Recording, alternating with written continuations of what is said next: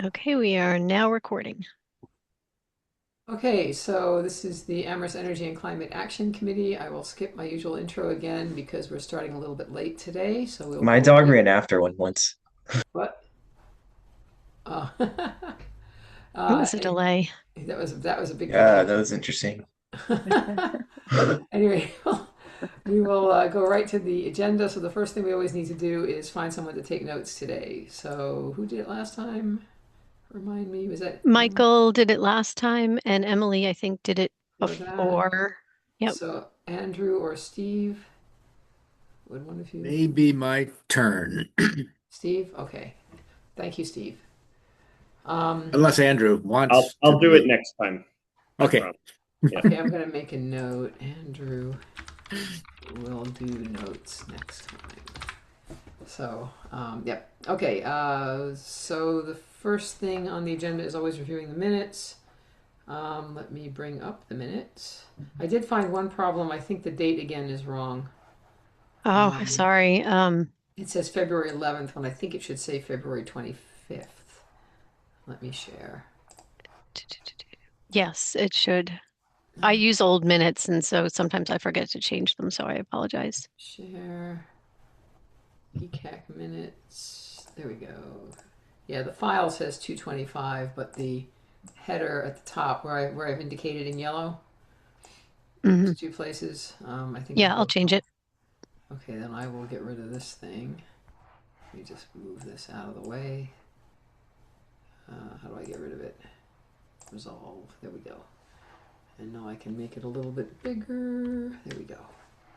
So does the um, attendance look right? I think that looks right. Yep, And it's then fine. we have um, all of this stuff.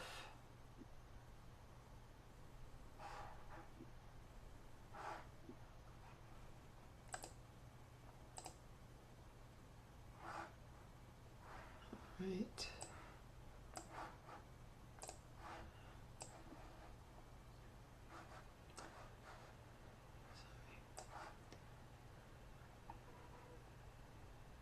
Education and outreach.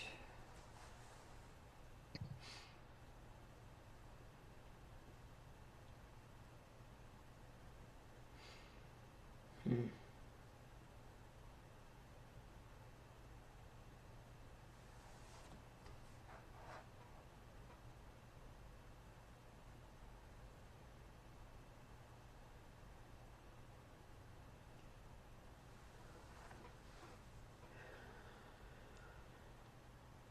And we of course have a copy of the draft solar bylaw, which we will be talking about right early in this meeting.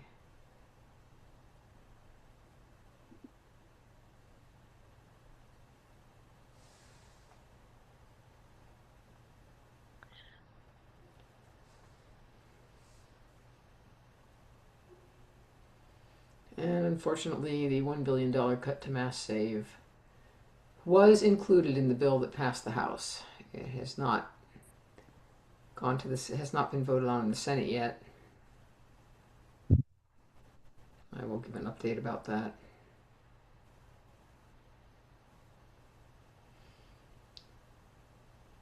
If there's anything else, anything anyone wants to change, or if it looks good, let's have a motion to accept the minutes with the date change.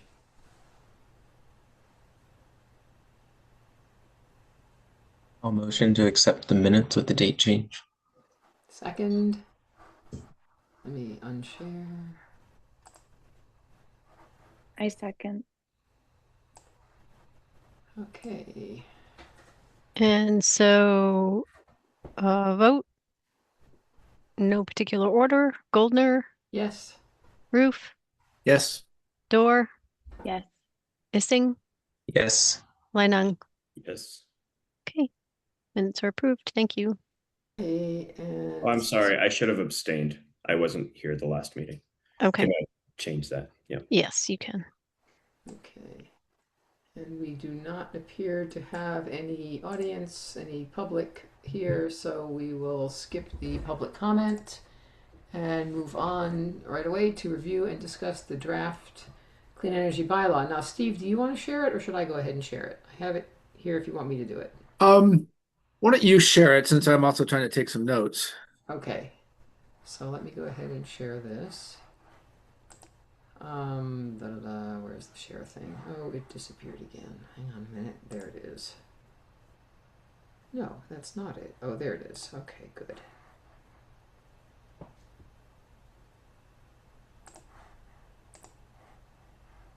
All right. Let's see. Let me make it a little bit bigger. Come on. And I will enable editing just so we can mark it up if we want to. Whoops. Sorry, I just moved around on my screen. I need to put it back. And then I need to make it a little bigger. All right. So go ahead, Steve. Why don't I let you... You should lead this discussion. What should we be looking at? And have you had a chance to look at it yet? Yes. Let me think how to proceed. I guess this has been a town bylaw in progress for 4 years, 3 years, quite a few years. For background, it was started before the state was working on the laws that they just very recently finalized. And so the town created a committee or a working group, not a committee, it was a working group, included one of the members from the ECAC, members from, Stephanie might remind me, I think Planning Board, a couple different boards across town, and some citizens, and they worked for a year and a half, maybe 2 years, to basically build a solar siting bylaw. And they finished their work, well, almost 2 years ago, and the town's town council, CRC, Community Resource Committee, has been working it over, keeping the intent of the original bylaw created by that working group, but trying to format it more into traditional bylaw language and make sure it's consistent with other town and state laws. So CRC has been working it over. That's the draft that we're seeing here. They've been doing that for at least a year and a half. And as I understand it, they have recently completed it enough. They sought feedback from town staff, and that was provided from different offices. And I think, based on what Stephanie has said, that this draft will get cleaned up. Their meeting is tomorrow afternoon. And then the next phase will be for CRC to bring it back to the town council for their discussion and presumably more debate, opportunities for public comment, and then ultimately vote. Did I miss anything important there in that backstory, that history? You didn't, Stephanie? Steve. That was really great. A great Okay. encapsulation. I just did want to add though that it goes to the town council. It will get referred back to the CRC and to the planning board, and both will have public hearings. And that's a piece that I Yeah. thought was important because that's Okay. the point at which the public can make comments is during the two public hearings. And they may be combined. I know there's some discussion. It hasn't been completely decided yet. But it's likely that there may be a combination of at least one meeting, and then there may be separate meetings for CRC and planning to do at least one on their own with their own respective committees. So I just wanted to make note of that. So Okay. there's still a time, there's still a process for this thing. I should mention also that originally the town created, it was a solar bylaw, and there were some parallel efforts to create bylaws around citing battery energy storage systems, or BESS, BESS. That has been combined. So this newer version of the bylaw is a clean energy bylaw, and it covers both solar photovoltaic installations and battery energy storage systems. And I think, does it cover any other clean energy facilities, Stephanie? Is the town considered wind or anaerobic digestion as part of this? I don't recall anaerobic digestion coming up. I feel like we did reference other potential geothermal systems too. So, Mm, because we do have some geothermal in town. Um, so okay. I may cite that as well. Interesting. So, where are I have some general questions, but Steve, are there sections in this that you think we should specifically be looking at? I mean, there's a lot of, it's pages and pages long, right? And a lot of it is definitions. And then there's stuff that's just boilerplate, it looks like, compliance with ordinances, who's our local representative that we're required to have. And then it gets into application requirements and stuff like that. And of course, the thing that we've always been worried about with this bylaw is that right at the very beginning, it says that it's to facilitate and appropriately regulate creation of new solar. But the question is, does it actually do anything to facilitate, or is it all about regulating and restricting? Um, and, Right. is there something in here specifically that we should be looking at? There's nothing that came to my mind as I read it that was a big red flag that raised concerns to me. Um, this bylaw has to operate in parallel with the new state regulations that were just finalized at the beginning of this month, March 1st.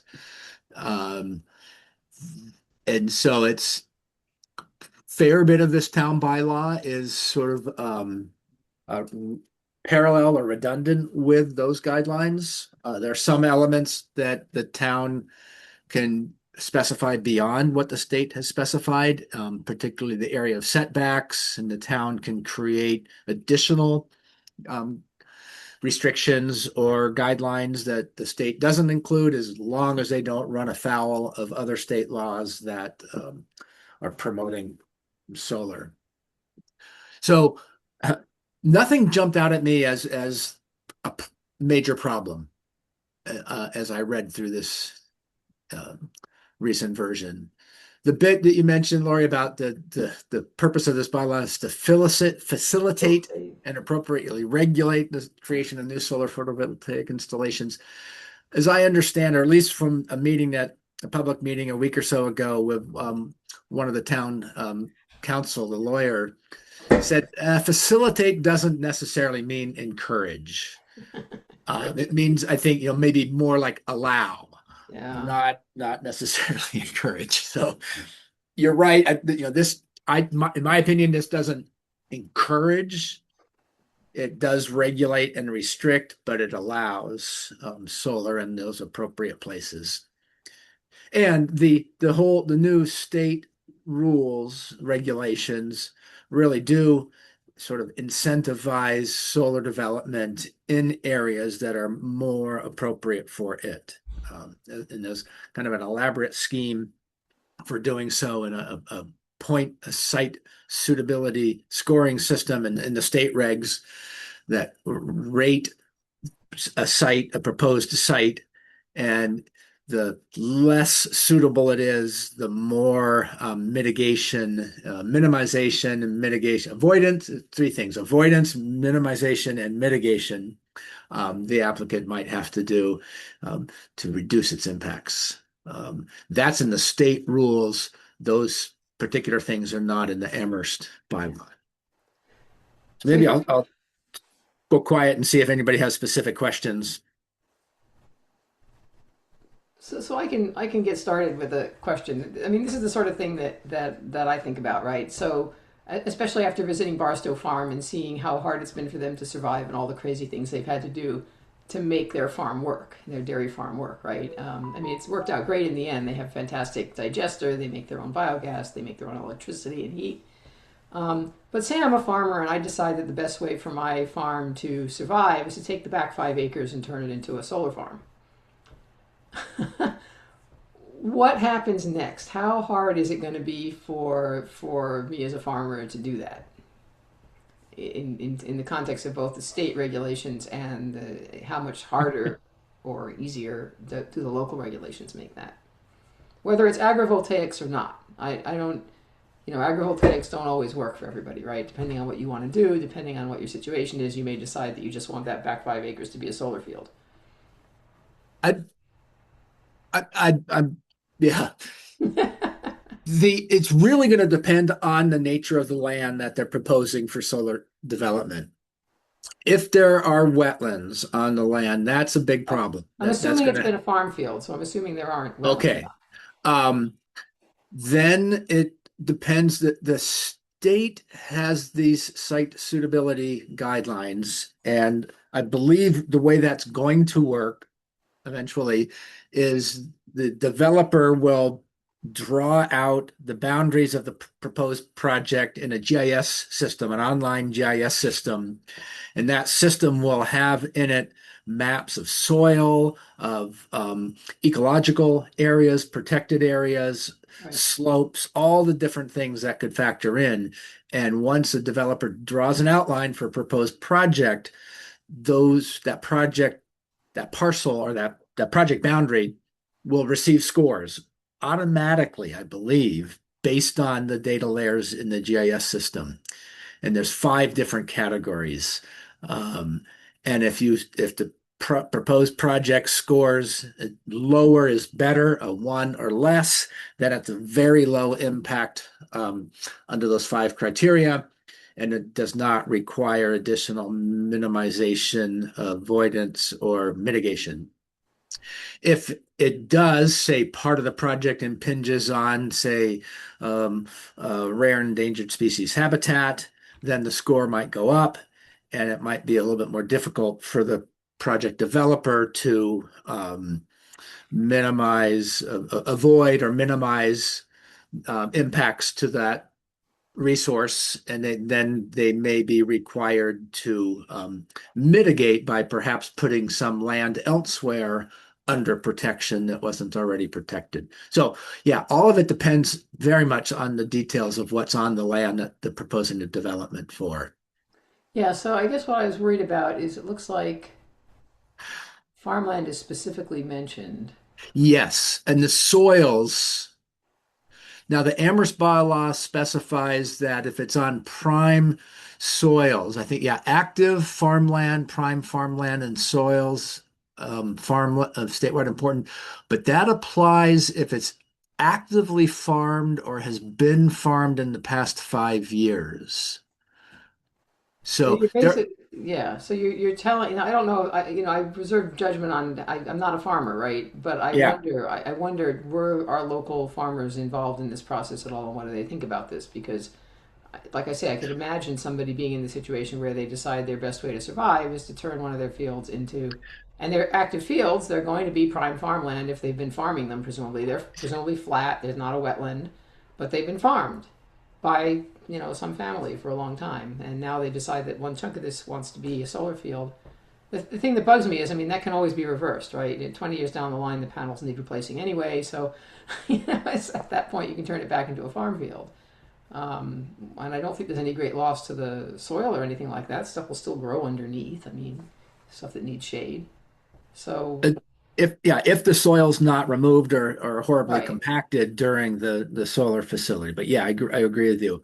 Um, So I wonder how that, how are we going to be telling the farmers that either you're not eligible for subsidies to put in solar, or you're not even eligible, that there are things other people might be eligible for that you're not eligible for, or that it's harder for well, you to do this than it would be for somebody else, or that's the sort of thing that I wonder yeah, about. the town bylaw has nothing to do with subsidies. If there are subsidies, State, those are regulated by the state or the right? federal government. And they're Town, connected to that GIS system you're talking about, and how what are the qualities of this land, right? well, yeah, I think the qualities of the land are going to dictate whether the project can go forward and how it goes forward and whether it needs to be modified to minimize those impacts to the land. Right, but That's also the different than subsidy. incentives. But I think also the incentives depend on the same thing, don't they? Um, Because that was the whole smart solar, the new smart yes, solar laws, right? yes, there may be some of that, but that's not part of the town bylaw. Right. Okay. So the town bylaws really and sort of trying to make sure that minimize impact on ecological resources, minimize impact to the health, safety, and welfare of the community, and minimize losses of favored ecosystems like forest or farmland. Yeah, all right. Yeah, it's a good question. I think sort of a hypothetical. That might be a useful exercise to do is to pick a random plot of farmland and sort of run it through the motions and see how it scores, what issues pop up, and explore how those issues could be minimized, Yeah. Well, avoided. ask our local farmers. I mean, there are lots Well, of that's people. right. Um, I'd be curious. Yes, you asked a while ago whether farmers were involved in this, and I believe the Solar Bylaw Working Group did invite um, some local farmers to comment. I think I think they got some feedback from farmers. All right. Anyway, other questions? Thoughts? I just have a general question as someone who's still getting used to these local government processes. Like, how do I even approach that? What do I look for if I want to make a comment on this? Maybe that's too big of a question, but I just feel like I have no idea. So, where do I even start? I'd say I think a lot of people kind of approach this. It's like, oh, solar. How are we going to protect our landscape from solar? And so concerns that they might think about would be changes to runoff, stormwater runoff. Is it going to cause an erosion problem, or is it going to impact groundwater? Or people might be concerned about particular ecosystems. They might say, I love solar, but let's make sure we put it on places that aren't ecologically important. So let's come up with a way to steer or encourage solar in those areas that are already developed. I think Emily's question might be broader than that, right? But Stephanie, you wanted to say something, and then still I have helpful. something to add as well. Yeah, I wasn't sure. I think I was thinking of Emily's question as broader too. I was thinking Okay. just in terms of if you want to offer feedback to something like this, um, there there are a few pathways. So the public hearings are really the opportunity, but also the CRC meetings have been public and they're recorded. So if you were really interested in going back and watching a year's worth or more of CRC meetings, you'd be welcome to sort of catch up. But I think at this point, because they've actively been working on the draft, but they've been having discussions as they go. There's been a lot of thought into where we've gotten to at this point. And there's not always, even within the CRC as well, there's been different perspectives on specific aspects of developing this bylaw. So there's been a lot of debate and communication already, but I would say, like, at this point, the hearings are going to be an opportunity to comment on the final draft. But if you're still interested, like, I think Steve has been someone who has attended meetings, made some comments way back when it was, a solar bylaw, and now at this point being a clean energy bylaw. So Steve's attended, made comments, and I think those are the opportunities. It's hard because something like this, it is really Got a lot of history. it's got a lot of history, but it's also, it's got a lot of legal language, it's regulatory, which, are great sleep aids for a lot of people. It's just when you read it, it's a lot. And it does, I would say, for most people, then to get to what Steve brought up is you sort of bring up the things that you're concerned about. So it doesn't have to specifically be the language in the bylaw, but like just are the things that I'm concerned about being addressed? That's like, so if you're someone who has, for instance, a private well on your property, how is the development of this project potentially going to impact my private well? Is there protection for that? Those are the kinds of things I think that, sort of the average person who might be concerned with and might bring those questions to the committees and during this review process. So I hope that was helpful. Yeah, definitely. Yeah. And I can add something, Emily. The bigger Mhm. question even of how does ECAC ever have any input to anything? which is, when there are all these complicated issues that come up. And the answer is that, depending on whenever there's something like this, a big a bill, the heat pump program, when that went out, um, someone is usually volunteers to be the point person on that. And so Steve has been sort of keeping an eye on this, going to the CRC meetings, keeping us informed if there's anything we need to be worried about. I mean, I didn't read this whole thing, right? I would just glaze over. So, What? so Steve has been helpful with it. Don Allison, who's a lawyer, has been very helpful with legalese sometimes. This is something we should pay attention to. For the heat pump program, I was really interested in that, so I read through the RFP and came back with any comments that I thought this group ECAC should be looking at. So it's really a matter of, what's the issue? Are you the one who's most interested in it? And if so, you get to read the whole thing. And I will add that, so we did have a liaison when this first started, it started with the solar bylaw working group, and there was representation, as Steve noted, from the planning board, from the Conservation Commission, from ECAC. Then we had folks that were resident representatives with various areas of expertise. So no one was specifically, other than really the Concom rep who actually does work in the solar industry. And Dwayne Breger had some affiliation to working or understanding, solar and solar development a bit more than the average person. Um, the folks that were on weren't necessarily specifically solar experts. They had expertise in like forest ecology. We had Mapping. we had people with sort of different backgrounds, but I will say that Dwayne, who was the liaison from the ECAC, was also the chair of the solar bylaw working group. So he was very, very much more engaged because as the chair, there were sort of side meetings that happened too that he was involved in as well. So Yeah, and ECAC had, yeah. as director of the Clean Energy Extension at UMass, this was sort of his job anyway, right, to help towns navigate the changing energy landscape. So the Energy Extension does a lot of stuff like that. So it was right up his alley to be doing something like that. So anyway, Thank you. if there's nothing else, do we have other questions or concerns, or this was moved? What does that say? Moved. Proposed Article 6. Okay.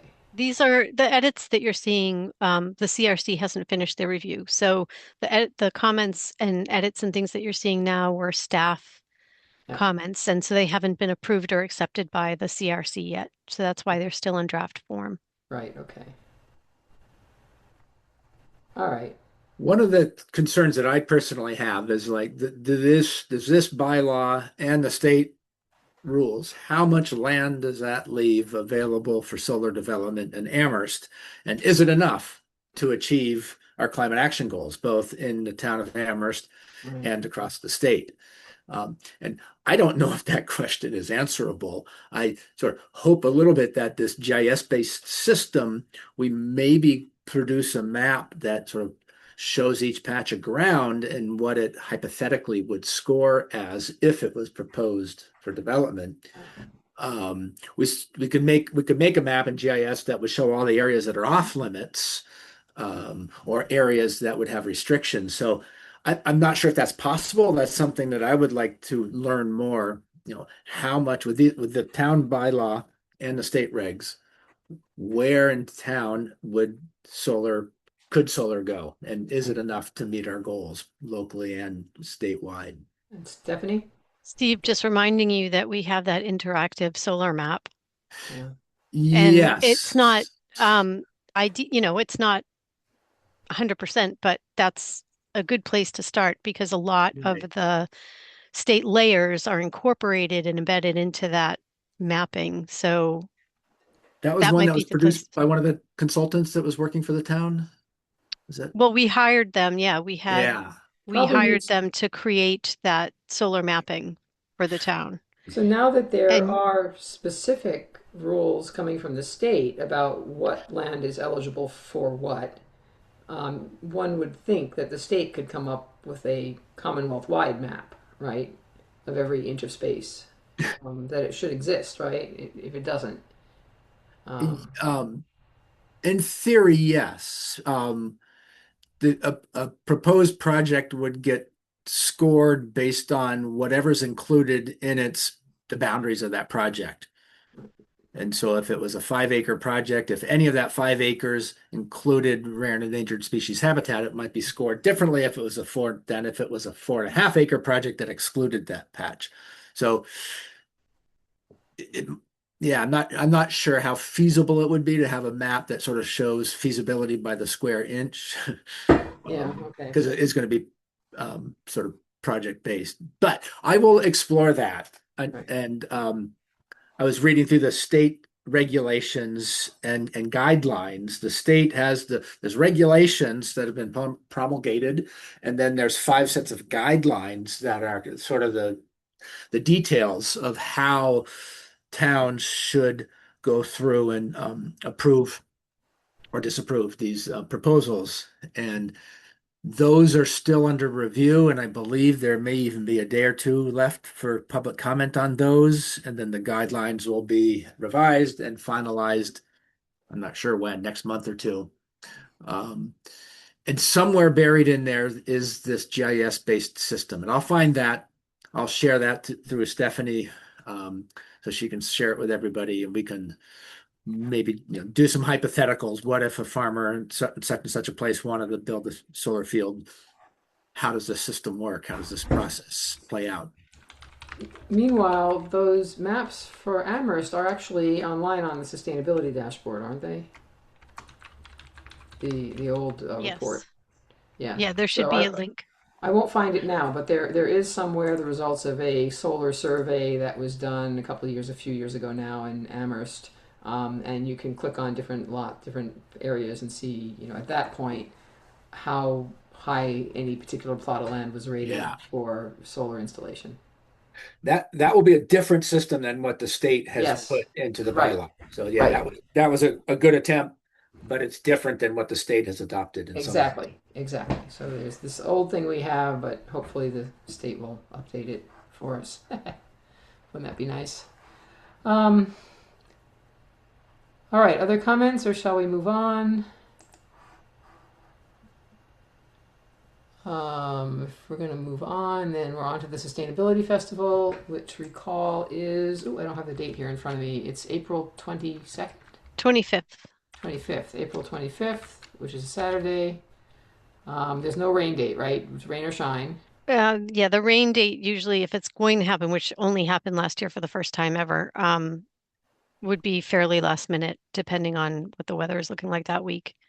So April 25th, unless we really get rained out. It would have to be really windy and rainy, Yeah. like it was last year.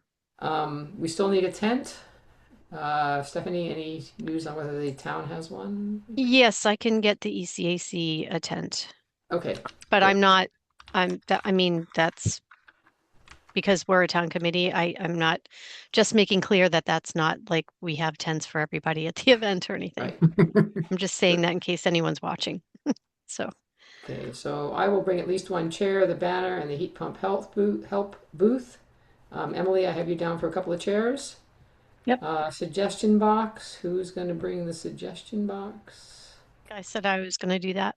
Okay, that's Stephanie. All right.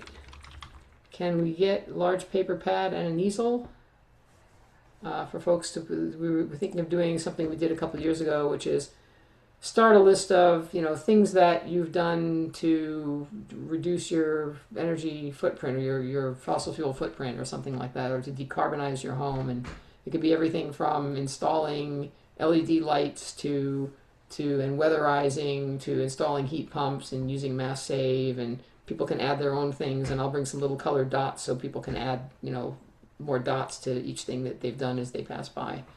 But if we're going to do that, we need an easel and a big pad of paper, or even a piece of cardboard. I think an easel and a big piece of cardboard would work too. Just something for people to write on and put dots on. But we need the easel. Anyone have a big old easel?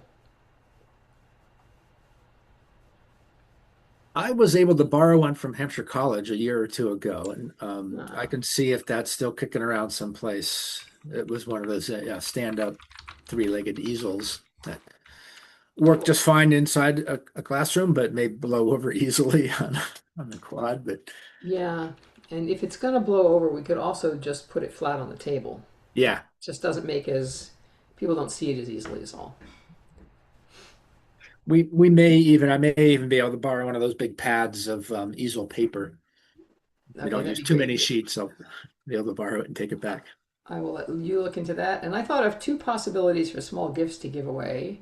Um, one of them I would be willing to just do if I can find the right mold. I can make little chocolate truffles in a mold, and we could use like a lightning mold for electricity or a little sun mold for solar. I was thinking heat pump molds, but nobody's going to sell those. So, so, so if I can get my act together, I could probably pour 100 chocolates pretty easily and bring Wow. them in. We can give away little chocolates.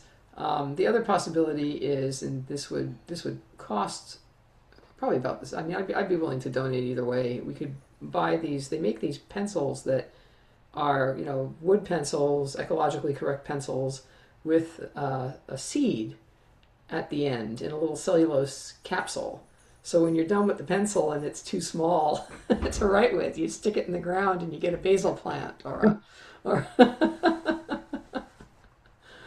so I thought that was a cute idea too. Um, and those can be bought for a little over $1 a piece. Chocolates will be probably less expensive than that. So I was leaning toward the chocolates. Just know that if you do chocolates, you have to have them individually wrapped. Oh, The that's health gonna be inspector will be coming by because the farmer's Oh, market's there that day. So oh, anyone with food, yeah, I'm sorry. It's that just immediately sorry makes to it be the not so downer. ecological. How do you individually wrap them and not use plastic or You could use wax paper, or which then you can't really see them, but you could use wax paper or something like that. mm, all right, I'll think on it. I may give up on this idea. well, you could always bring them just for the ECAC staff. I wouldn't Right. oppose Okay. that. Yeah. Not for I know public consumption. you said chocolate and truffle. I think you had us all. Yeah, Chocolate. yeah, that's Yeah, right. yeah. I'll do a double Basically, shift. basically truffles without the coating. So chocolates, truffles, whatever you want to call them. Chocolate and cream, and that's pretty much all that's in them. So, all right, I'll think on it a little bit more. I might still try to come up with something. Okay, do we have a? I didn't have the. Oh shoot, I forgot to write down the. Did we start with a schedule yet for who's going to be there when? Doesn't look like it. Oh, I see. I Emily, think we did. Yeah, we we talked about did. it a little bit. We did. I didn't put together. I usually put together a spreadsheet, but I don't think anybody but me uses it. So maybe this year I'll just write it down. So let's get a schedule together. Let's see. Schedule. I think Emily, you said 10 a.m. Let's see. This is That this. sounds right. So let's see. 9, 10. I'm just going to make a little list here. 12, 1. What time does it end, Stephanie? 3? 3 o'clock this year.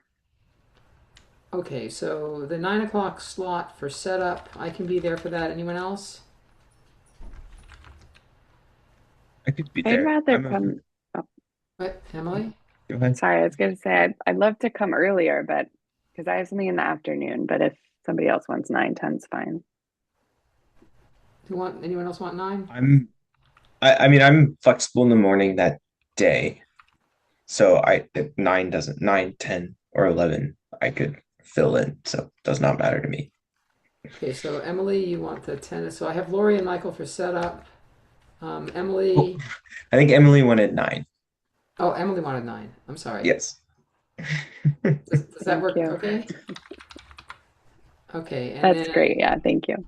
and then 10 o'clock. Emily, you want to say 2 hours or 1? Um, And I same for mean, some it feedback. doesn't really matter. Let's try to put people down for 2 hours then, so that we have some body. 2 people there all the time would be great, because then I can. We'll try that. We'll see how far we get.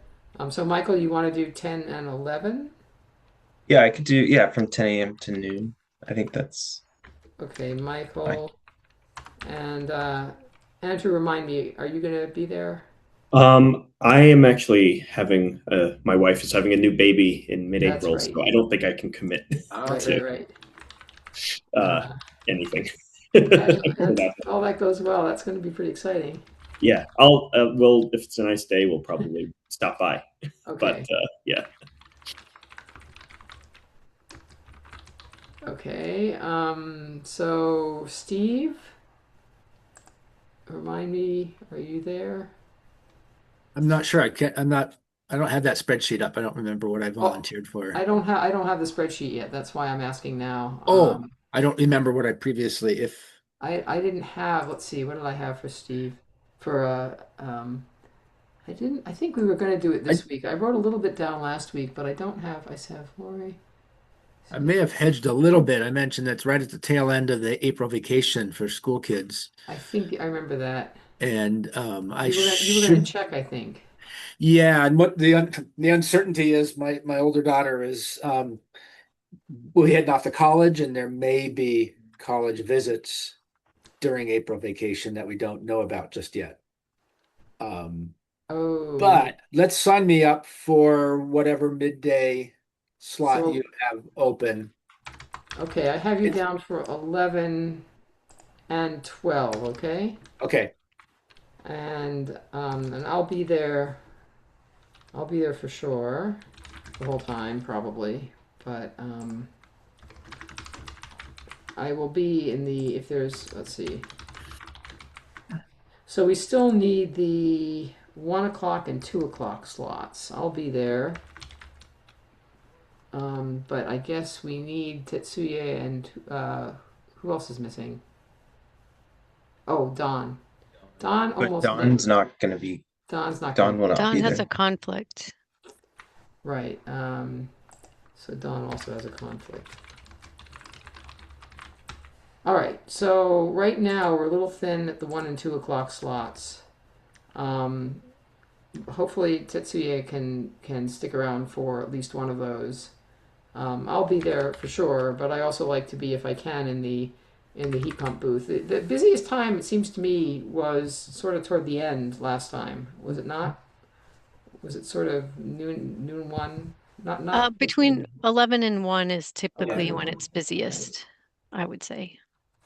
All right, so we should get a hold of Tetsuya. We'll see if we can get him for 1 and 2, and then I think we'll be okay, and maybe he can help with cleanup too.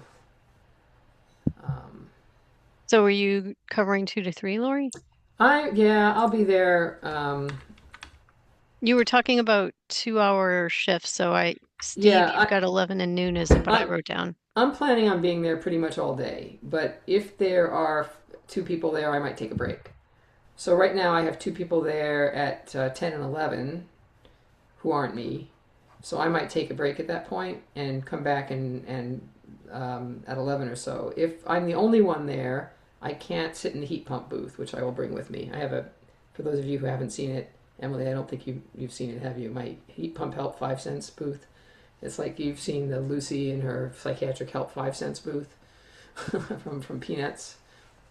Yeah, it's the same idea, except heat pump help 5 cents. So I will sit in that booth right next to the ECAC booth if there's at least one other person at the ECAC booth. Otherwise, I'll sit at the ECAC booth. So that's my plan, and I'll just be there all day. You know, like I say, if I can take a break, great. Otherwise, I'll just plan on hanging around all day. I think this may be the last year I hang around all day, but but I will hang around all day. We need to have a full. We need to have more members next year, Stephanie. We need to have a full house. Believe me, I've made my pitch and I've asked. Yeah. So, I think things at the town are a bit of a mess at the moment. well, Lots of problems, lots of issues.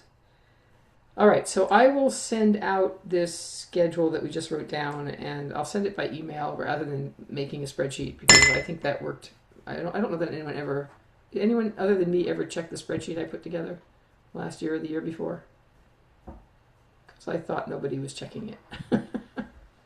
I'll just send out an email with what I just wrote down for schedules. All right, onward. Anything else we should talk about for the Sustainability Festival? I don't think so. I think just your booth coverage is the important piece. Okay, I think the rest might go pretty quick then. We have education and outreach. Don's not here. Coordination with local groups and heat pumps. Anyone have any local group input? I have two announcements I think I made.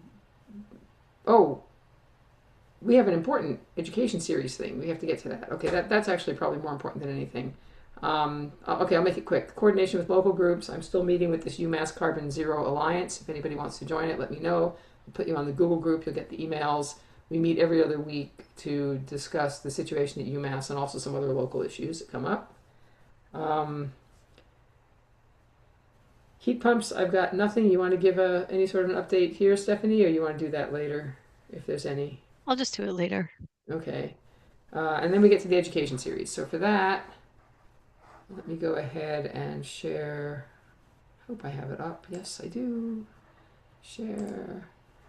Okay, so the big important news is that we have a date for the local colleges. What are local colleges doing? So April 22nd, is that right? At 6:30? That is correct. So this is now, let's see, do we have other groups? Let's see, this is going to be April. I don't know where to write it. Oh. Theme. I have to redo this so that it has dates and everything in it. No dates here? Ooh, possible other, okay. So I'll just put it here. This is now scheduled for April 22nd at 6:30 p.m. And that will be with Wes Drips, is that right? I believe Wes, or he said somebody else, but I think he responded that the dates work for him. So I'm assuming now it's him Wes, and not someone okay. else. And then Steve Roof from Hampshire. And Ezra Small, yay, will be coming Yes. from UMass. And so that's not our next meeting, that's 3 meetings away, right? That's the end of April. So, yeah. And that should be really interesting. I'm looking forward to that. I have a lot of questions for Ezra. Uh-oh. Yeah, I'll warn him first if I'm gonna. I just would very much like to know what happened with the renewable diesel because they have not told us if they bought any last year and if they used it and if so how much and what they're doing next year. He's going to talk about some good things that are going on at UMass and that's fine. There is also well, let's keep doing this. So this is our education series. We have that one is in progress. I reached out to Mindy Dom Mindy Dom rather, just today about which one was it? Where is it? It's here somewhere. There we go. Is this it? Demystifying. No. Here. It's not just this. It's encouraging local activism. It's really I'm going to change this a little bit. It's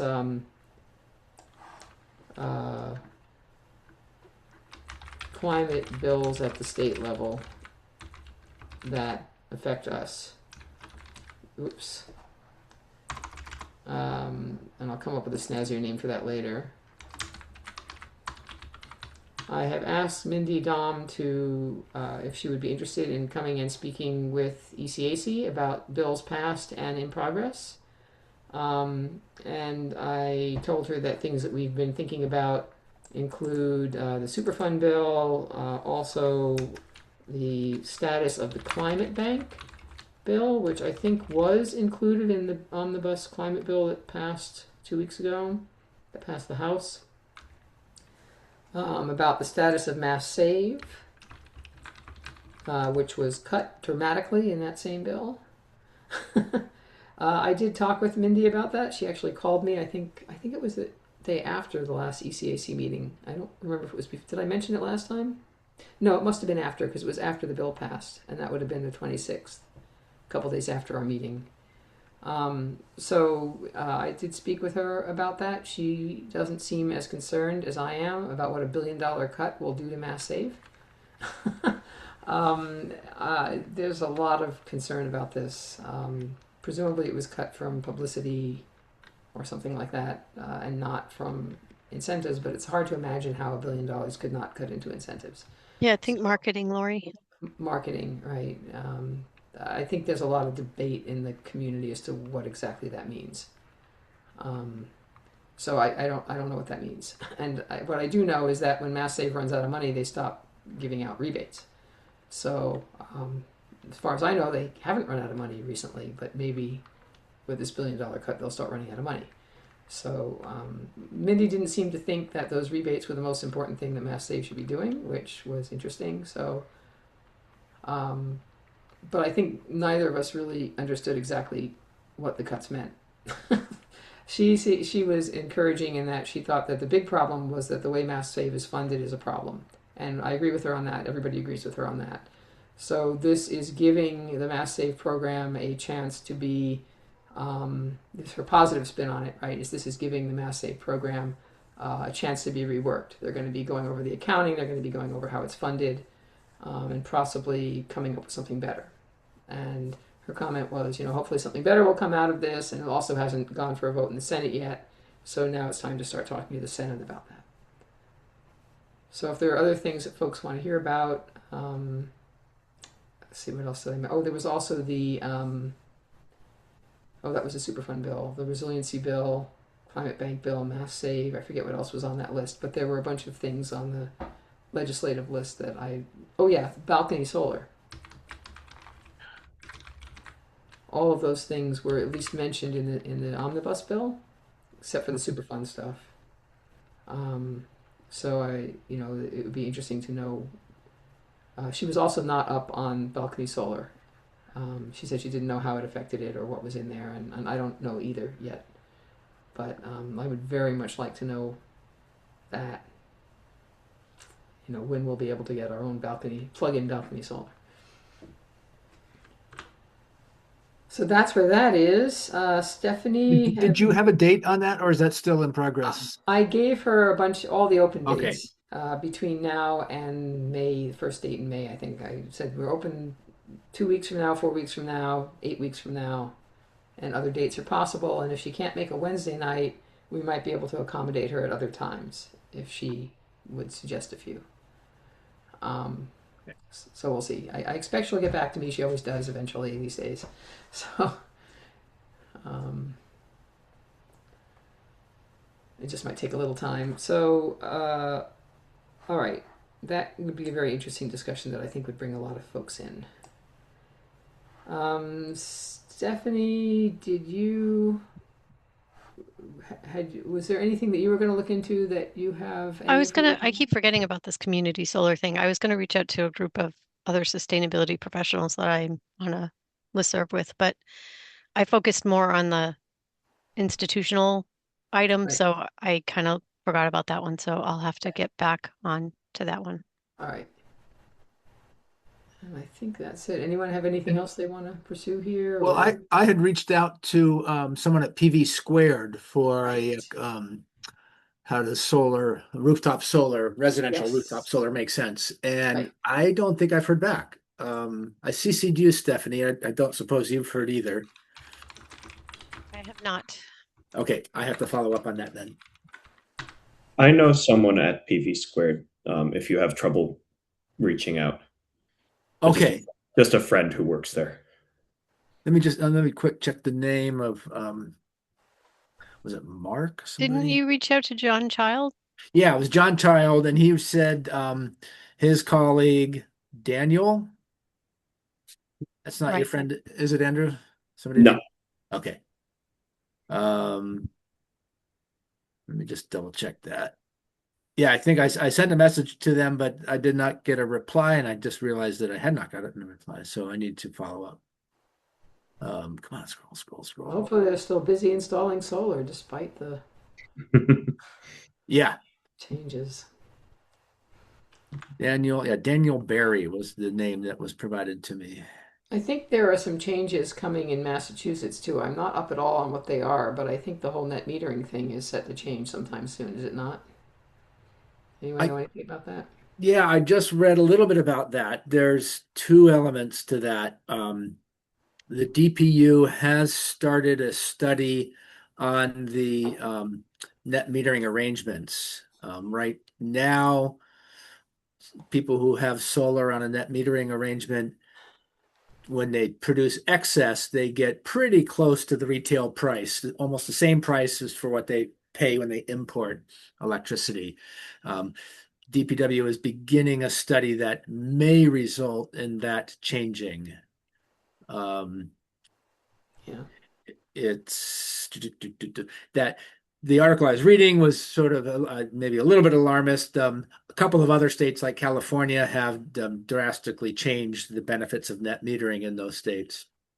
And it's possible DPW could be doing that. Um, yeah, they opened a study in December, and I think it's going to take place with comment deadlines in March and April of 2026. So that's now. Um, I, they will investigate reductions to the value of net metering credit. Yeah.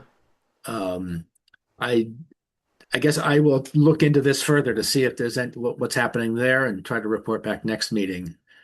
So The who other here? element, I Sorry, was go going to ahead. say, Apparently, it only applies to non-residential. It only applies to commercial, is what I'm reading. oh, okay. But I we can you can we can. Yeah. This is from last year, so maybe it's changed. Okay. Let's see if we can learn more about this and bring it up Yeah. at a future meeting. The other thing I read was Eversource and National Grid are rolling out the smart meters, the new generation of smart meters, and that paves the way in the future for potential time of use metering, Yep. which means that they could have a scheme where you pay less for electricity at the middle of the night, more for it during peak hours. But that is just a possibility at this point. Maybe a probability, but 2, 3 years out. I don't think there's specific plans yet. They're still working to install these new smart meters across the state. Yeah, I think they put mine in a couple of weeks ago. I haven't had a chance to get out there and play with it yet, but apparently there's Yeah. an app you can get and it tells you minute by minute what your usage is, and it's Well, sort of yeah, cool. 15 minute by 15 minute. It'll tell you 15-minute intervals. If you go online and can find it, and it's really well buried if you go online. I finally found it, but it was kind of in an obscure place. Yeah, But yeah, you can look at your electricity usage, and if you have solar, you can look at your imports and exports. yeah, yeah. That'll be good. I would not be opposed to um, demand. What's it called? Demand pricing. It has a Time name. of Yeah, use. time of use, Time of TOU. use. Yeah. Um, all right. What else do we got? Anything else we should talk about? It looks like we're finally getting a couple of these things going. I hope we got one for sure, and I'm pretty sure Mindy will come through at some point. And hopefully we'll get PV squared on board. All right. Stop sharing this. Stop sharing. I did see there was an update with the trash hauler bylaw. Oh, what? There's just a change in the contractor, so that just probably delays things by a month or something. I don't know. Right. But it's we have a new contractor. It's just the other contractor left the commission, and so yeah. But I think the Yeah, I new saw that. contractor has like done this kind of work in the past as well, so it's not a big deal. Did you read about that in the Indie? Yeah, I that's where I get my meeting notes from. I That's where I got it just from last year. too. I'm not going to watch the 2 hour video every time. No, no, yeah. I also saw that report in the Indie. So it Yeah, sounds like that's going to be on hold for a little while. yeah, she needs to get Um, caught up. Yeah. yeah. Stephanie, you know about that? Sorry, I was just Yeah. You know that. multitasking. Yeah. Do you know that the the trash, the consultant that the town hired for the zero waste bylaw left the company that they had contracted with. So somebody else there has to take over the contract, and there's going to be a ramp up because they need to learn the ropes. Mhm. So, Yep. so, Yeah. all right. Just an update. All right. Anything else on education and outreach? No, I'm not sharing right now, right? Nope. Good. Okay. Um, all right. Advisory and support. I don't have much to add about the UMass climate plan. They are hiring a consultant. We don't know who yet, but UMass will be hiring a consultant to help them build a climate plan. But they have already multiple consultant reports as recently as 2023 on how to implement the original plan, for example, and what it would cost. And it is not what the administration has been saying it is. And so I don't think they're really willing to put any money into it. Now, the exciting thing that happened is that the Bright Act passed. So who here knows what the Bright Act is? Anyone? Steve, I bet, does. No, don't even know how to spell it.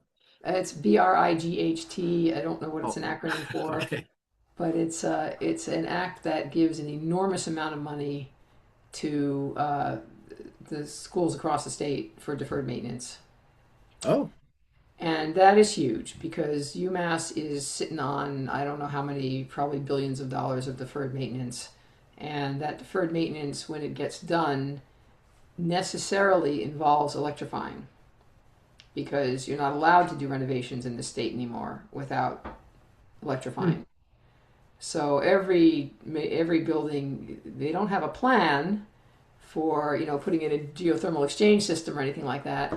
But you can bet that they will be one building at a time putting in either electric boilers or air source heat pumps because they're going to be required to. So it's an enormous amount of money, and it can be spent on a lot of different things. And the administration is not talking about it at all. I think it was actually signed into law. I think it's done. It's a done Oh. deal. The unions all announced it about a week or two ago. So that's huge, and that's every penny of that ought to go into decarbonizing. Any penny that goes into deferred maintenance should be going into decarbonizing. So it's really just a matter of how they decide to use it. Are they going to use it to make the campus look nicer and bring in more donors, or are they going to use it to actually do the deferred maintenance that needs to be done? And they're not going to do it. You can bet that UMass won't be doing it in a very open, democratic sort of way. They'll be doing what they want to do. So it'll be interesting to see. There are a number of groups on campus, including the unions and the student government, that are staying right on top of it and trying to make sure they know. They're asking specifically that they be allowed into the decision-making process about how that money gets used. While the university has been downplaying it. Oh, it's going to get divided among 26 different campuses, and we're not going to get very much, but it's a lot of money, and UMass will be getting a lot. So it'll be interesting to see. It says a lot that they haven't been making a big deal of it, that nobody's heard of it. Any rate, so that was good. Draft solar bylaw we already talked about. Transportation, I'm guessing there's probably not much more there, Emily. Yeah. Yeah, I just looked and it doesn't, the website still is saying they need more. They have 3 vacancies. So, yeah. All right, so hopefully that'll happen sometime soon. Regional and state policy updates. I don't have a lot more other than things I've already mentioned today. I'm going to be looking. I did get an update about the climate bank legislation, which I think is one of the amendments to the bill that passed last week. I'm just not sure if it's an amendment that passed or not.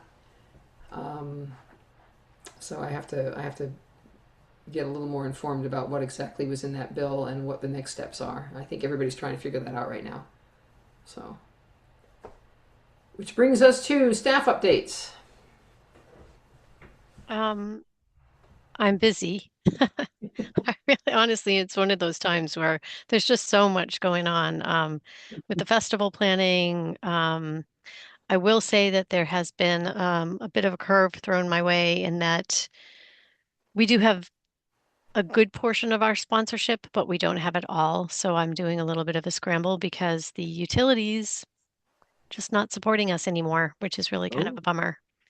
Yeah, that was, I mean, in the past, it was literally I sent out 2 letters just a month or two before the event, and they were like, yeah, sure, and now they're not saying that any longer. So I don't know what's going on there. I know with Eversource, ever since they became Eversource, they really haven't funded us for a while. It's sort of when it goes further up the chain of command in terms of the decision making. Hmm. And I think that's happening at Berkshire Gas as well. So like the people that I normally talk to, their direct supervisors or bosses or whatever are not the ones making the decision for supporting these events. So it's kind of a bummer. But so I am spending some time on that. Um, as I said, it's budget season. I think I reported at the last meeting, so I'm still going through some budget meetings and tweaking things. So nothing's finalized yet. So even what I reported out, that wasn't final. That was just what was suggested. It's not. So some of that reduction wasn't a done deal. It's just some things that were suggested. And then let's see what else. I wonder, We can I ask, do you think sure. that the lack of sponsorship from the utilities has anything to do with the $1 billion cut from marketing from Mass Save? No, because this has started a while ago. Okay. This isn't new. Um, so I don't think it has anything to do with that, Mhm. honestly. Um, and then, oops, sorry, I don't know where my hand just went up. And then we are also, we've had 2 assessments done, one at the Munson Library and one at the North Fire Station. Those are going to be projects I'll be putting forth for Green Communities funding, both weatherization projects for those buildings. So again, just sort of start prepping them for decarbonization, but we have to do these things in stages. What were the So two? Munson Library and Munson and the North Fire Station. So I'll be applying for Green Communities funding for those two. And then we'll be applying in May for CLC technical assistance. I've reported on this before, but just an update again that that's going to be for engineering design for the town hall and the Banks Community Center. So, you know, and the really great thing I would say about this budget season is that we're really getting to a point where we're starting to be able to move towards implementation for the steps we need to take to decarbonize buildings. Mhm. And facilities is really on board, and it's a lot, it's a big part of the conversation about how we really need capital in order to do the work that we need to prep the buildings to do the decarbonization. Um, as you all know, it's not a simple one step of like just change these systems out. It doesn't work that way. So, but we are having the conversations and we do have a plan and we're moving forward, but it's slow because everyone's all going for the same pot of money, right? So it's just a matter of the town allocating bits and pieces and then us trying to scramble to find funding sources to cover it to do as much as we can. So we're not unique in this. I think this is really a common challenge with municipalities across the Commonwealth and probably even beyond. It's just a tough time right now. Yep. So, and then I think those are kind of the major things. The heat pump program, we're still sort of at the 22 mark. We could really use 8 more households to reach our 30 household quota, but we have to have a sense of getting them in the pipeline. I would say like by maybe August, we need to know for sure, maybe even April in terms of getting them in the pipeline. Because if they do have to do any weatherization, you have to have time to do those things. And the grant has to be fully expended by the end of December, which means we really need the program to wrap up by the end of November, like everything paid out, everything expended, because that all has to be reported. And then that reporting gets included in the final, presentation for the ARPA funding. So, there's a lot, it's just a lot of balls in the air right now. That's December 2026, the end of this calendar year. Correct. Yeah. The money has to be expended. So really the program needs to wrap up before then completely. so By reach the end out of November, it has to be done, funds expended. So we really need to get, if there's any folks that own a home that are considering heat pumps, it's an additional $3,500 incentive. So, I'm sorry, I'm just noticing that I don't know if Michael Uh-oh. accidentally left, but we We're don't have a down. quorum. We have to end. So we have to wrap up. Yeah, we're gonna Yeah, have to wrap up if he doesn't come back. Let me see. Did we get let me check the messages. Yeah, I'm gonna check real quick. Where are the messages? Oh, there are no messages. That's right. We can't do that. No, but I can't. Usually Email. there's no email from Michael about that. So I don't know if he might have lost his connection. I know while we've been meeting, I've had some weird connection issues. So it could be he just got knocked out. He had some weird ones at the beginning of the meeting too, so maybe we just lost him. Well, there's just ECAC updates. If there are no member updates, or even if there are, maybe we should just wait till next time then. And just adjourn. Yeah, the next meeting, if you want to just announce the next meeting date, which is March 25th. Oh, here's Michael. Yeah, his internet went out and he's trying to get back in. Okay. Oh, he's going to rejoin by phone. There we go. Here he is. We go. Okay. Okay, we're You back. don't So have to we only rush. have a few minutes left anyways. Hi, Michael. I'm sorry. That's No okay. worries.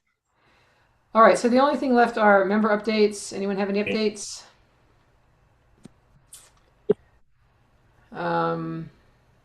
I just wanted to make sure that everybody knew about the decarbonization forum at UMass on the 27th of this month. I will send, if I didn't already do it, or even if I did, I'll send it again. I'll send the announcement to ECAC.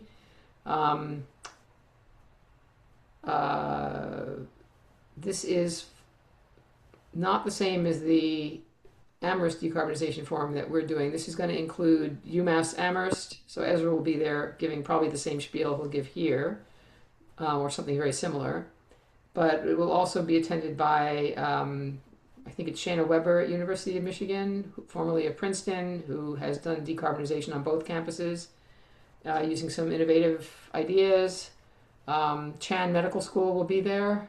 Can't think of the person's name from Chan, but Chan is considering nuclear, so that should be amusing. And Alex Barron from Smith College will be there. He's done a lot of work on campus decarbonization and has published on it, and in particular on the fate of the central heating plant. So he should be an interesting person to hear. And all of this is, of course, very relevant to all of us because it's happening. UMass Amherst is still the biggest polluter in the state portfolio and in our valley. So